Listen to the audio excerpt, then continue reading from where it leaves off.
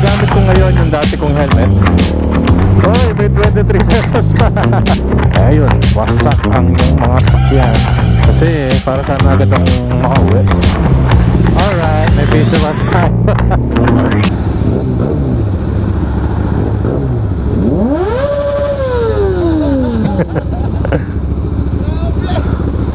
So ayun guys, what's up sa inyong lahat? Diyos ko. Ang tagal ko na naman na hindi nakapag-upload, no? At least ngayon medyo maliwanag na yung vlog natin. May araw pa. Actually trick yung araw eh.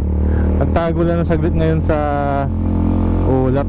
So gamit ko ngayon yung dati kong helmet, yung napanalunan ko sa raffle ni Kuya Tons TV.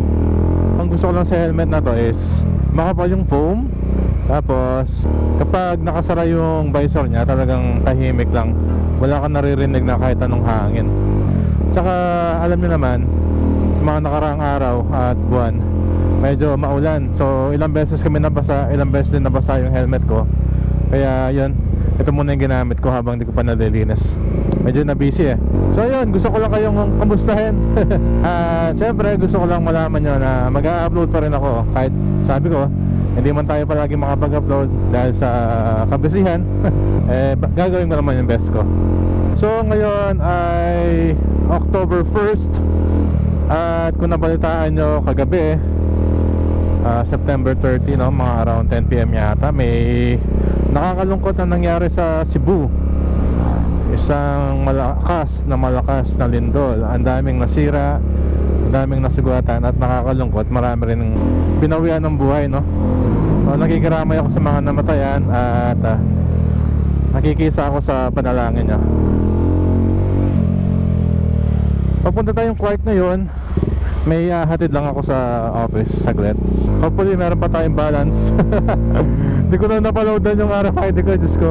11 pesos lang naman yung kailangan ko eh. Tsaka yung helmet pala nito, no, yung mount ng camera medyo mababa. So tatry ko na lang itaas yung ulo ko hanggat kaya ko. Oy, may 23 pesos pa. Makakauwi pa ako, pero hindi na ako dito dadaan mamaya. Kasi kailangan kong ipa-wash ang aking motor. Tsaka gusto ko rin testingin yung mic nito kung okay pa ba o kailangan kong palitan. Meron pa naman akong extra mic dun sa bahay. Kaya for testing na lang muna tong video na to. Ayun, sana matapos na yung ulan. Diyos ko, meron pa nga daw papunta ngayon eh. Sa amin pa mismo ata tatama sa Central Luzon. Diyos ko. So ingat-ingat tayong lahat, no? Lalo na yung mga tinamaan ng lindol kagabi. Alam ko pag ganyang kalakas, maraming aftershocks yan. Mga maliliit na lindol, tsaka may kalakasan din, no? Yun, ingat tayo lahat. Diyos ko, nakakamiss mag-vlog, tsaka mag-motor. Okay, dito tayo sa exit, papuntang Clark South. Grabe, ang convenience talaga ng expressway na yan. Sana mamayang pag-uwi ko hindi traffic sa MacArthur. Hindi na ako mag-expressway pa uwi eh. Ayun lang, isa sa mga disadvantage itong helmet na to kapag nagbablog. Ipit na ipit yung pisngi ko dun sa foam eh. Ang kapal kasi. So sana naintindihan nyo ako. Try ko na lang ayusin yung audio nito sa editing. Dito ko lagi sa presyo na to eh. Kasi dun sa kabila hindi nare-read. O diba? Diyos ko. 12 pesos na lang. So yung mga nakakita ng video ko mga nakaraan, dito ako dumaan. Ay gabi yun. Ay ngayon, ito yung umaga.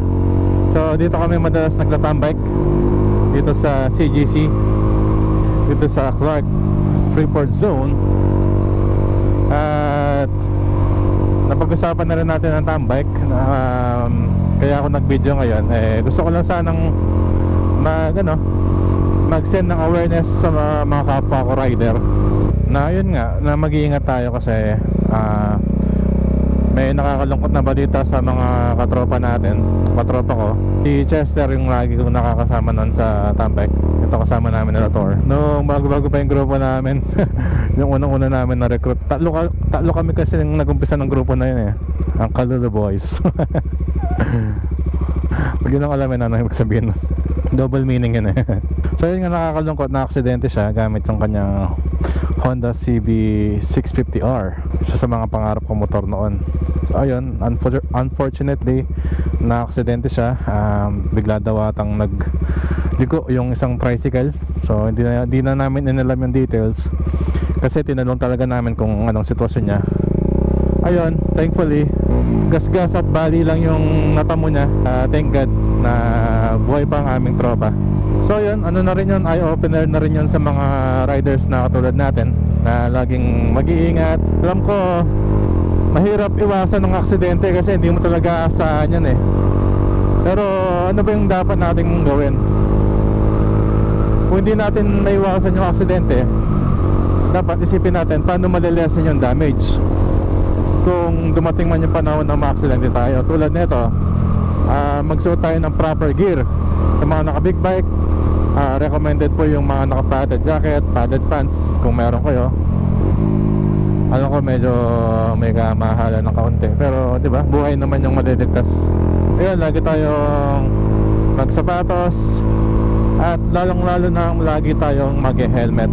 Yung helmet na Chester talagang gasgas eh. Yun, tsaka maging alerto tayo, lagi tayo dapat focus sa daan, lalo na tayo mga nakamotor kasi konting pagkakamali mo lang pwede maging malaki yung damages.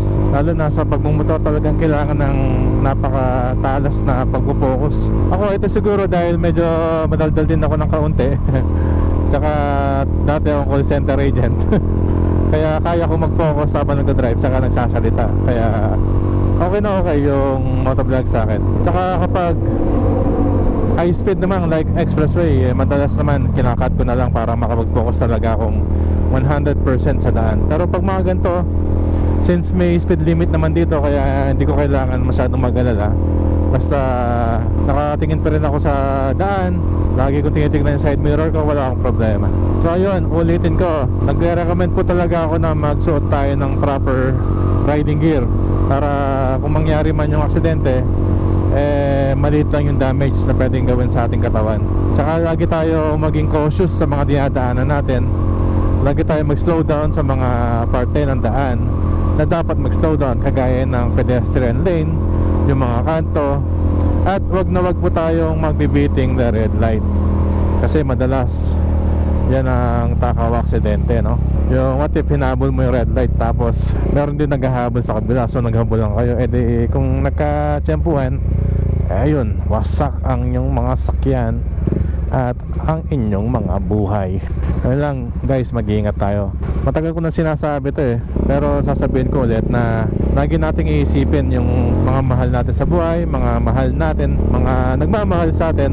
Lagi niyong tandaan na kahit gaano kayo kalonely sa buhay nyo, kung iniisip nyo na mag-isa kayo, meron at meron pa rin masasaktan o malulungkot kapag may nangyari sa inyo. Meron kasing iba dyan na sige lang ng sige, yung parang inisip nila, wala naman nagmamahal sa akin. Hindi po totoo yun.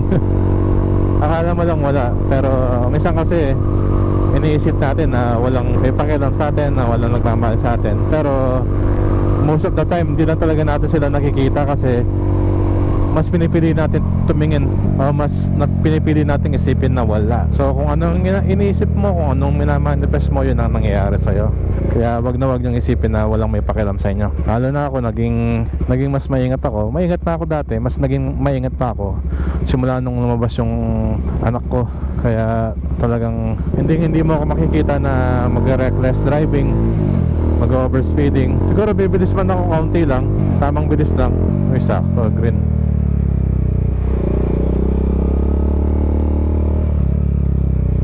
So ayun guys, malapit na ako sa office. So balikan ko na lang kayo mamaya. Isip muna ako na pwede natin pag-usapan. Tagal kong walang upload siya na.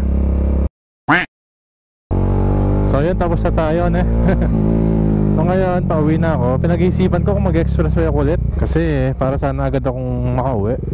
Bala kong ipawash muna yung motor kasi nahirapan pa ako mag-wash sa bahay. Tapos parang uulan pa Iniisip ko lang baka kasi matraffic ako. Sakto pa naman laman ng RFID. May sukli pa ang piso. Expressway tayo ulit para mabilis. Baka kasi di natin alam, traffic na. Kagabi pa naman may aksidente doon sa Banda Astro. Medyo mainit yung ulan ng rider. So kita-kits na tayo pag naka-exit na ako ng expressway. Magpo-focus muna ako dito. Alright, may piso pa tayo. Ayun, naka-exit na tayo, no? Ang pupuntahan ko lang nito is yung kung saan ako nagpapawash. So ang gusto ko lang doon is coffee shop din siya. So habang hinihintay ko sumisip-sip ako ng kape. Medyo mahilig tayo sa kape. Kaya yun, hopefully in the next few months or weeks mabili ko yung mga panglinis ng motor para sa bahay na lang ako ulit maglilinis. Medyo mahirap sa maglinis pag sa bahay kasi talagang kada sulok gusto mo linisin, unlike sa pag-wash, diba? Sa nag-wash o sa car wash. Unlike sa nagka-car wash or moto wash, di naman talaga nila nakukuha yung bawat sulok. Pero yung dito sa pinag-wash ko, okay naman. Kaya lang guys, gusto ko lang talaga magpaalala na palagi tayong mag-iingat, no? Kasi gaya na sabi ko, hindi natin alam kung kailan darating yung aksidente. So make sure lang natin na once na dumating yun, anda tayo. Tsaka malilesen yung kumbaga yung damage. Siguro hanggang dito na tayo guys. Nagparamdam lang talaga ako para alam nyo na nag-upload ako. And tuwang-tuwa ako kasi may nagsusubscribe pa rin sa YouTube ko kahit na wala pa akong upload in the last 2 months. Ayun, maraming salamat sa mga nanood. At kung bago ka lang and gustuhan mo ang ating content, palike naman at mag-subscribe ka na sa ating YouTube channel. And kung gusto nyo naman sa Facebook, nag-upload din tayo doon. Laging tandaan na palaging mag-iingat, palaging maging alerto at habaan palagi ang pasensya. Ako ulit si Joe Banoto. Hanggang sa susunod na video. Kita-kits. Peace.